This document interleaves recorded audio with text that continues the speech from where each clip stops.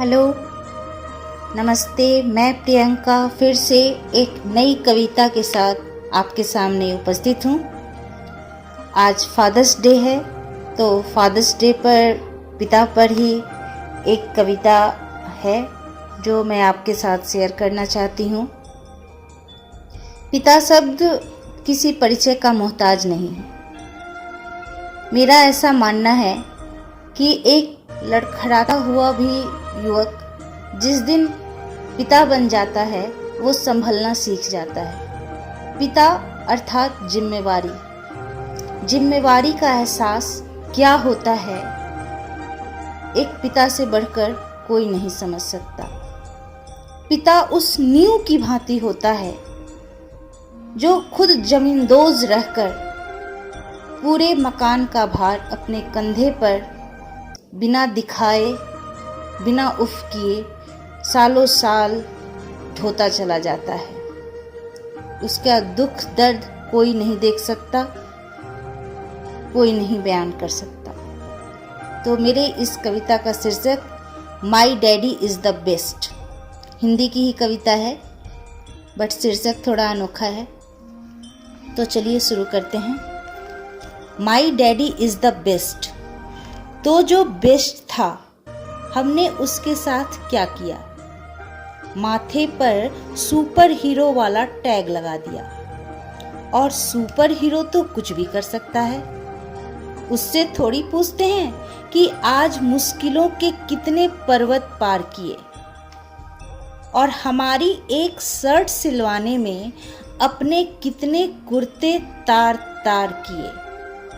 उससे थोड़ी पूछते हैं कि हमारी जिदें पूरी करने के लिए कितनी रातें ओवर टाइम करते हुए गुजार दिए और हमारी बचपन की एक मुस्कुराहट जीतने में अपनी जवानी के कितने बरस हार दिए।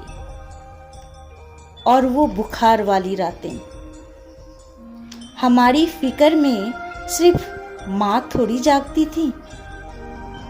कच्ची नींद में तो सोते पापा भी थे। किसी की नजर नहीं गई, पर रोते तो पापा भी थे। तो आज हम एक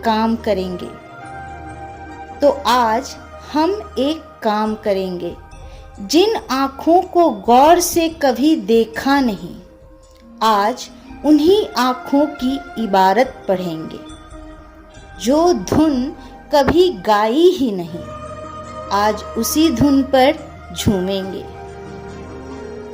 रोटियां पकाने वाले हाथों को सलाम। रोटियां पकाने वाले हाथों को सलाम। लेकिन आज हम रोटियां कमाने वाले हाथों को चूमेंगे। लेकिन आज हम रोटियां कमाने वाले हाथों को चूमेंगे। आगे सुनिएगा। शहर में अब बड़ी बड़ी दुकानें थीं। खिलौनों, कपड़ों और किताबों से भरी। और मेरे बाबूजी की एक छोटी सी नौकरी। वो बरसों अपने लिए नया कुर्ता नहीं सिलवा पाए।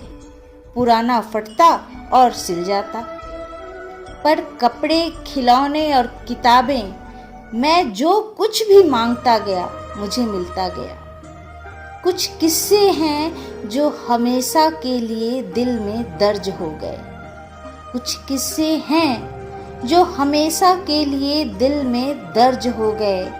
मैं कभी नहीं भूल पाऊंगी कि मेरी खुशियां खरीदने में बाबूजी कितने खर्च हो गए। मैं कभी नहीं भूल पाऊंगी कि मेरी खुशियां खरीदने में मेरे बाबूजी कितने खर्च हो गए। कभी कभी हजारों से मिलना पड़ता है ये जानने के लिए कि हमारे दुख दर्द में शरीक कौन है। बहुत दूर जाना पड़ता है ये समझने के लिए कि हमारे नजदीक कौन है। पापा आज मेरे सैकड़ों यार दोस्त हैं। सब मेरे सुख दुख में साझेदार हैं, लेकिन सिर्फ तुम हो कि मेरे लिए अपने दोनों बाजू कटवा के भी एहसान का एक लफ्ज नहीं कहोगे, कि मेरे सबसे सच्चे दोस्त तुम थे और तुम ही रहोगे, कि मेरे सबसे सच्चे दोस्त पापा तुम थे और तुम ही रहोगे। बड़े भोले हैं पापा जी, पूरी दुनिया से कहते फिर रहे हैं कि सच मेरा ख्वाब हो गया और मेरा बेटा कामयाब हो गया। बड़े भोले हैं पापा जी, पूरी दुनिया से कहते फिर रहे हैं कि देखो सच मेरा ख्वाब हो गया और मेरा बेटा कामयाब हो गया। हंसी आती है मुझे उनकी सादगी पर, हंसी आती है मुझे उनकी सादगी पर। कौन सी बात कहाँ ला के छोड़ी है, अरे ये कामयाबी आज की थोड़ी है। मैंने तो बहुत पहले कामयाबियों के सारे पायदान छू लिए थे, बुलंदियों के सारे निशान छू लिए थे। जब पहली बार मेरे पापा ने मुझे बाहों में लेकर उछाला था, सच कहूँ तो मैंने तो उसी दिन सातों आसमान छू लिए थे, मैंने तो उसी दिन सातों आसमान छू लिए थे। मैंने सुना है दुबई का सुल्तान सैकड़ों कमरे वाले आलीशान महल में रहता है। अरब में एक शेख है जो सोने की बनी हुई मोटर कार से चलता है। ऐसे ऐसे लोग हैं जिनकी नेट वर्थ 100 बिलियन पार कर चुकी है। लोगों के पास आज इतने पैसे हैं कि रखने के लिए बैंक भी कम पड़ चुके हैं, लेकिन आज भी अमीरों के लिस्ट में मेरे पापा पहले नंबर के पायदान पर जमे हुए हैं। मेरे पापा जैसा आलीशान और कौन होगा मेरे पापा जैसा आलीशान, जो अपने कुर्ते की फटी हुई जेब में हाथ डालकर बोले कि मेरे बेटे को जो चाहिए आज मिलेगा, कि मेरे बाबूजी जैसा बड़ा धनवान और कौन होगा। मैं डरता नहीं, किसी मुश्किल, किसी चुनौती, किसी आफत से नहीं डरता। मैं डरता नहीं, किसी मुश्किल, किसी चुनौती, किसी आफत से नहीं डरता, क्योंकि मैं जानता हूँ कि अगर मेरे पैरों में दुख का कांटा गड़ जाएगा, अगर मेरा वक्त जरा भी बिगड़ जाएगा, तो कोई है जो मेरे लिए भगवान से भी लड़ जाएगा, जो मेरे लिए भगवान से भी लड़ जाएगा।